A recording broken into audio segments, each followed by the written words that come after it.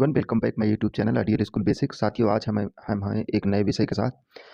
विषय है कि जो हमारे विद्यालयों में स्वच्छ विद्यालय पुरस्कार वर्ष 2021-22 में प्रतिभाग करने हेतु it's time to showcase my school अभियान प्रारंभ करने के संबंध में ये पत्र आया है। राज्य परियोजना निदेशक सर्व शिक्षा अभियान उत्तर प्रदेश द्वारा समस्त जिला शिक्षा अधिकारी समस्त जनपद उत्तर प्रदेश का ये पत्र है।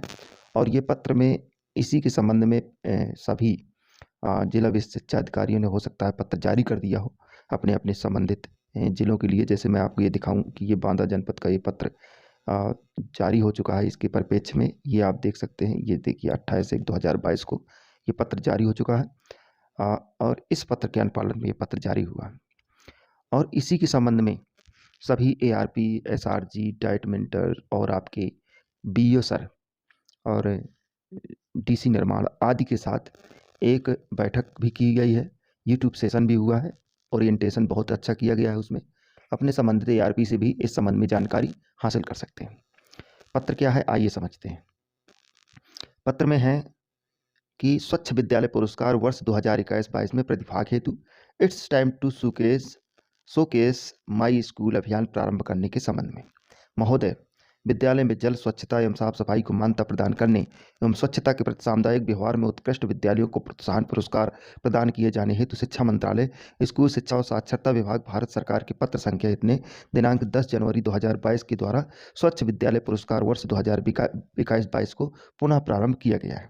जैसा कि आप अवगत है कि विगत वर्ष में प्रदेश के समस्त जनपदों द्वारा ऑपरेशन विद्यालय कायाकल्प के अंतर्गत परिषदीय विद्यालयों, ग्रामीण एवं नगरीय एवं कस्तूरबा गांधी बालिका आवासीय बालिका विद्यालयों में अंतर विभागीय समन्वय द्वारा चिन्हित 19 अवस्थापना सुविधाओं के आच्छादन एवं सुंदरीकरण के संबंध में अभूतपूर्व उपलब्धि हासिल की गई है।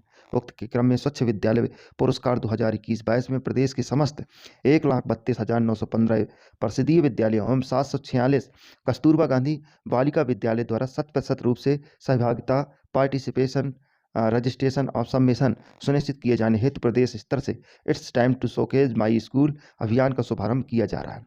अभियान के सफल क्रियान्वयन एवं समयबद्ध अनुपालन हेतु निम्नवत निर्देश निर्गत किए जा रहे हैं। नंबर 1, अभियान का उद्देश्य क्या है, इसके बारे में हम समझते हैं कि इसके करने के पीछे का उद्देश्य क्या है।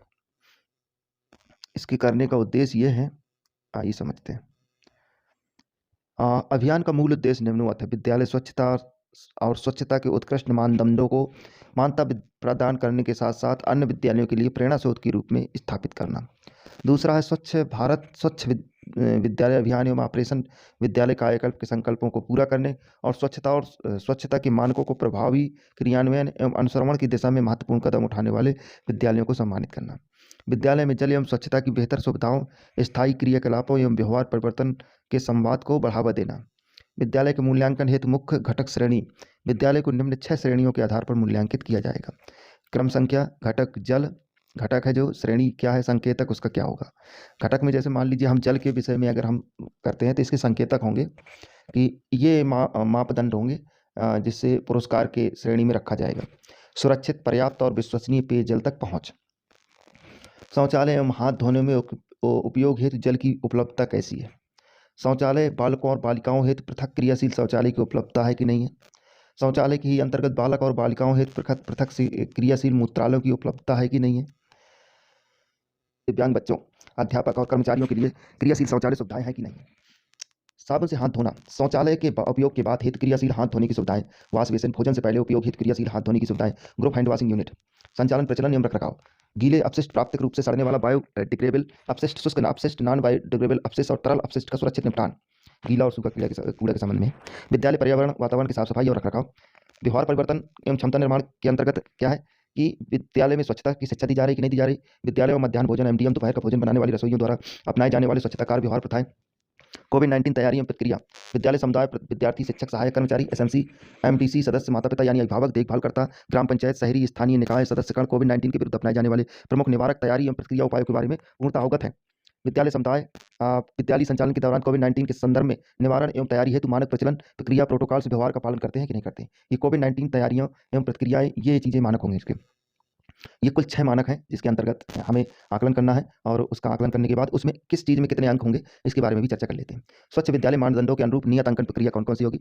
विभिन्न श्रेणियों घटकों के अनुसार विद्यालय की प्रगति एवं वास्तविक स्थिति को निर्धारित 59 प्रश्नों के द्वारा प्रातः स्व-मूल्यांकित उत्तर के आधार पर अंकित किया जाएगा। प्रत्येक श्रेणी हेतु निर्धारित अधिकतम अंक निम्नवत है।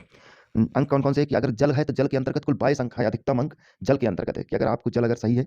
शौचालय के अंतर्गत 27, कुल 27, सबसे ज़्यादा 27 अंक। इसके बाद साबुन से हाथ धोना 14, और संचालन एवं रखरखाव से संबंधित 21, व्यवहार परिवर्तन एवं क्षमता के अंतर्गत 11, कोविड-19 से बचाव के उपाय किए जा रहे हैं कि नहीं 15, कुल 110 अंक हैं।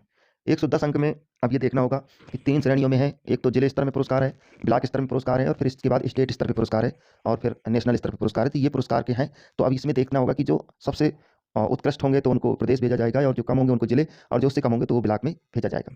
स्वच्छ विद्यालय मानदंडों के अनुरूप मूल्यांकन पश्चात निर्धारित स्टार रेटिंग प्रक्रिया। प्राप्त अंकों के आधार पर विद्यालय को स्टार रेटिंग प्रदान की जाएगी। किसी भी पुरस्कार हेतु पात्र बनने के क्रम में प्रत्येक विद्यालय को प्रत्येक मानदंड घटकों के अंतर्गत न्यूनतम 3 स्टार रेटिंग अंक प्राप्त करना अनिवार्य होगा। प्राप्त अंकों के आधार पर विद्यालय की स्टार रेटिंग निम्नवत निर्धारित की जाएगी। मानदंडों का 90% से 100% तक अगर मानदंड में वो है तो उसको 5 स्टार दिया जाएगा। उत्कृष्ट, इसे निरंतर बनाए रखें। मानदंडों का 75% से 89% यदि पालन हो रहा है तो उसको 4 स्टार दिया जाएगा, बहुत अच्छा। मानदंडों का 51% से 74% पालन हो रहा है तो उसमें 3 स्टार दिया जाएगा, परंतु अच्छा, परंतु यहाँ थोड़ी और सुधार की आवश्यकता है। मानदंडों का 35 से 50% पालन हो रहा है तो 2 स्टार, अच्छा लेकिन और सुधार की संभावना है। मानदंडों का 35% से कम पालन हो रहा है, खराब एवं विचारणीय, सुधार की आवश्यकता है, 1 स्टार। इसके बाद प्रमुख सांकेतिक मानदंड और मानक और मानदंड क्या है? पेयजल जलापूर्ति, शौचालय, मूत्रालय एवं साबुन से हाथ धुलाई संबंधित घटकों श्रेणी के अंतर्गत निर्धारित 59 प्रश्नों में से 27 प्रश्नों के उत्तर अंकित करते समय निम्नवत प्रावधानों एवं मानक का विशेष ध्यान रखा जाएगा एवं निर्धारित मानकों के अनुरूप ही पूर्ण पारदर्शिता एवं गंभीरता के साथ उत्तर अंकित किया जाएगा। आप देख सकते हैं। लाइक, कमेंट और सब्सक्राइब जरूर करें, और बेल आइकन का बटन जरूर दबा दें। हम इसके साथ साथ थोड़ी मैं आप लोगों के साथ चर्चा करूंगा अनावासीय और आवासीय। देखिए, शौचालय, प्रत्येक शौचालय स्क्वाइटिंग पॉइंट प्रत्येक 80 बालकों हेतु 1 इकाई अथवा इसी अनुपात में। आवासीय के लिए प्रत्येक 20 बालकों हेतु 1 इकाई अथवा इसी अनुपात में। प्रत्येक 40 बालिकाओं हेतु 1 इकाई अथवा इसी अनुपात में। प्रत्येक 20 बालिकाओं हेतु 1 इकाई अथवा इसी अनुपात में। विशेष आवश्यकता वाले बच्चों के लिए बनाया गया कम से कम 1 शौचालय, CWS दिव्यांग शौचालय हेतु है, बनाया गया कम से कम 1 शौचालय एक विद्यालय में होना चाहिए। आवासीय के लिए विशेष आवश्यकता वाले बच्चों के लिए बनाया गया कम से कम 1 शौचालय होना चाहिए। सुरक्षित मासिक धर्म संबंधित अपशिष्ट निपटान, कचरा भट्टी, मासिक धर्म संबंधित उपयोग के लिए किए जा चुके अवशोषकों के सुरक्षित निपटान हेतु सुविधाएं इंसीनेटर होना चाहिए।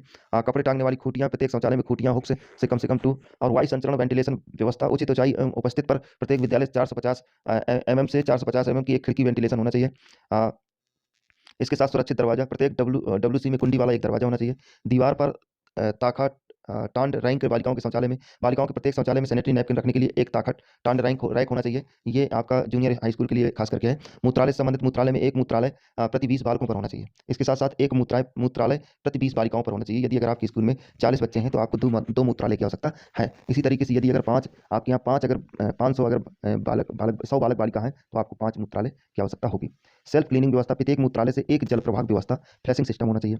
वायु संरक्षण वेंटिलेशन, प्रत्येक मूत्रालय में वायु संचारण हेतु एक खिड़की वेंटिलेशन होना चाहिए। NBC 2016, SHE 2012 और पेयजल एवं स्वच्छता मंत्रालय भारत सरकार द्वारा मासिक धर्म संबंधी स्वच्छता प्रबंधन हेतु राष्ट्रीय दिशा निर्देश 2015 भी आप दे सकते हैं। हाथ धुलाई बिंदु, प्रत्येक 20 विद्यार्थियों हेतु एक, और आवासीय विद्यालय हेतु प्रत्येक 20 विद्यार्थियों हेतु एक स्थलीय स्थान होना चाहिए। यदि अगर आपके पास 100 बच्चे हैं तो आपको 5 मतलब जो टोटियां होनी चाहिए एक विद्यालय में। इसी साथ साबुन ट्रे, प्रत्येक 2 हाथ धुलाई पॉइंट बिंदु पर 1 ट्रे होना चाहिए हाथ धुलने के लिए। और जो तो स्वच्छ विद्यालय पुरस्कार में आवेदन की प्रक्रिया क्या होगी? जनपद एवं विकास स्तर पर टास्क फोर्स का गठन कैसे होगा? जनपद स्तरीय टास्क फोर्स, विकास खंड स्तरीय टास्क फोर्स और गठित टास्क फोर्स के मुख्य क्रियाकलाप, प्रशिक्षण एवं उन्मुखीकरण आदि पर चर्चा हम दूसरे वीडियो पर करेंगे। धन्यवाद। आज इतना ही। आप लोगों ने मेरे वीडियो को ध्यानपूर्वक सुना, इसके लिए बहुत बहुत धन्यवाद, आभार।